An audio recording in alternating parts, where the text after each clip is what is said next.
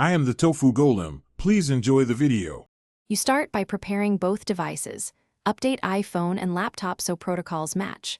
Once done, connect with a certified cable or enable Wi-Fi syncing on both devices. Unlock your iPhone and tap Trust when prompted so the laptop gains access. Then open Finder on a Mac or iTunes on Windows and select your device from the sidebar.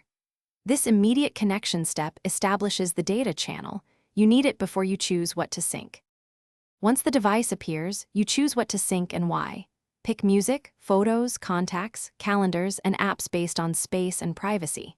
Make sure to enable encrypted backups if you want passwords and health data preserved. That adds security, but requires a password you remember.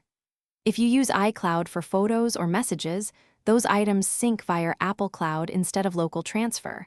Make sure settings don't duplicate files. Review storage estimates and adjust selections so the transfer completes without running out of space. Now you finalize. Click Sync or Apply and watch the progress bar. Keep the cable connected or maintain the Wi-Fi connection until it finishes. After completion, verify that music, contacts, photos, and backups appear on both devices. If something is missing, perform a manual backup and rerun the sync with adjusted selections. Troubleshooting tip: if syncing fails, immediately disconnect, restart both devices. Try a different certified cable and confirm.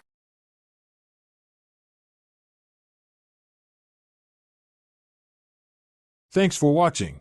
Consider subscribing if we helped you today.